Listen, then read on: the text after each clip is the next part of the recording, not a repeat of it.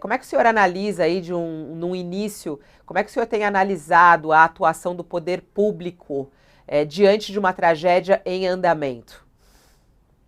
Olha, Fabiola, nesse momento o mais importante é salvar pessoas, encontrar pessoas, evitar que novas pessoas morram, e dar alguma garantia fundamental para a vida dessas pessoas ter uma qualidade razoável nesse momento. Isso envolve trazer alimentos, trazer colchões, é, tem toda uma questão de renda também, acho que houve até decisões ontem do governo federal, mas nesse momento é a emergência. Acho que esse momento, me parece até que a articulação federativa entre o governo federal, estadual, os municípios é mais difícil, né, Fabíola? Porque muitos municípios praticamente já nem existem nesse momento. Mas a articulação federativa, principalmente entre o governo federal e estadual, está funcionando na medida do possível. Acho que nós temos que começar a pensar rapidamente no dia seguinte dessa tragédia. Vai ter um momento que nós vamos ter que pensar no dia seguinte. E acho que aí três grandes questões. Primeira questão é a reconstrução. Eu acho que nós temos que pensar que a reconstrução não é simplesmente fazer o que havia. Em muitos lugares, nós vamos ter quase municípios inteiros destruídos. E mais do que isso, a gente tem que reconstruir sabendo que uma tragédia como essa pode se repetir nos próximos anos no Rio Grande do Sul. Temos que dizer isso diretamente para não parecer, digamos, um conto de fadas, esse processo de tragédia. Tem chances, porque o que fizemos no passado, do ponto de vista ambiental, é um passivo que não vai se resolver tão rapidamente. Afora isso, esses lugares foram construídos, né, moradias, mesmo escolas, foram construídos em lugares que, diante do novo normal do clima, não vão poder ter aquela mesma construção. Então, a reconstrução é a primeira tarefa e nós vamos ter que reconstruir. Isso vai exigir um dinheiro, vai exigir uma rapidez em muitas coisas, mas vai exigir fazer diferente do que fazíamos no passado. A segunda tarefa, que também acho que é bastante importante, é pensar de não errar daqui para frente. E aí eu acho que esse é o ponto central. O Brasil, há alguns anos, mais ou menos 5, 6 anos, errou muito na questão ambiental. Nós tínhamos um plano, um modelo construído em 2016 de política de mudança climática, estava desenhado pelo governo, e esse modelo não foi levado adiante. E pior, principalmente o Congresso Nacional, houve erros de outros poderes, unidades federativas, mas principalmente o Congresso Nacional tem tomado constantemente decisões que levam a tragédias como essa. É importante dizer isso, porque essas decisões do Congresso Nacional estão hipotecando o futuro das pessoas no Brasil. Estão, sobretudo para os nossos filhos e netos, para os que virão depois, estão criando condições muito piores. Muito parecido com a pandemia, nós temos que começar a discutir medidas que causam mortes.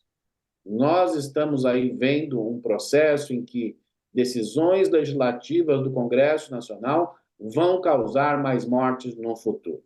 Nós temos que responsabilizar, Fabi, dessas pessoas. Dizer que essas políticas matam pessoas, que o negacionismo mata pessoas, que a redução da área de florestas no Cerrado e na Amazônia mata pessoas no Rio Grande do Sul. Isso é muito importante dizer, porque se nós não dissermos isso, passado alguns meses, né, depois de alguns meses, acaba, a água baixa, começa a reconstrução, o Congresso Nacional, depois da eleição municipal, vai continuar tomando decisões que matam pessoas. É esse o ponto, não é assim uma discussão esquerda, direita, uma dúvida aqui, uma dúvida cá, se é petismo, bolsonarismo, decisões do Congresso Nacional, por exemplo, em relação ao marco temporal, na questão das comunidades indígenas, mata pessoas. A decisão sobre o tamanho da área florestal mata pessoas. Se nós não dissermos isso diretamente, nós vamos continuar com tragédia em que morrem muitas pessoas. E provavelmente essa tragédia vai matar mais pessoas do que a tragédia de 1941. Não tenho a menor dúvida quanto a isso. Então, esse é o segundo ponto, que é evitar a agenda que mata pessoas. E o terceiro ponto é construir, de fato, uma política que lide com esse novo normal do ponto de vista da questão climática. Acho que houve alguns avanços no passado que foram interrompidos. A ministra Marina tem colocado uma nova agenda, mas precisamos dar passos mais rápidos. E eu vou citar só uma coisa para passar aí para o Josias, falei já demais. Nós temos que pensar na questão da autoridade climática.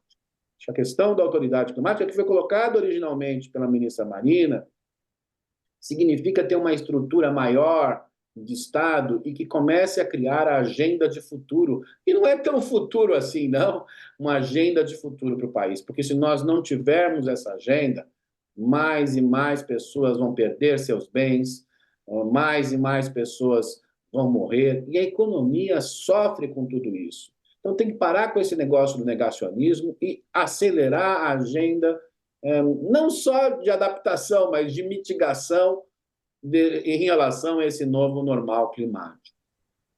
Não, isso é muito importante. Você até citou aí a ministra Marina Silva, né?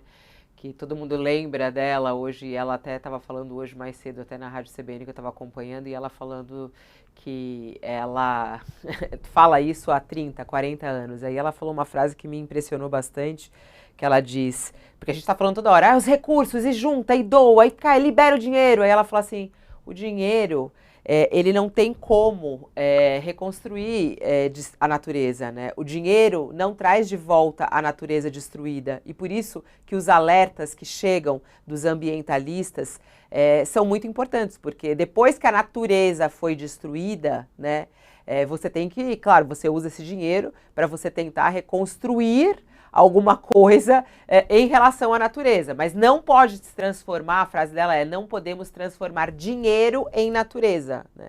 Não dá como.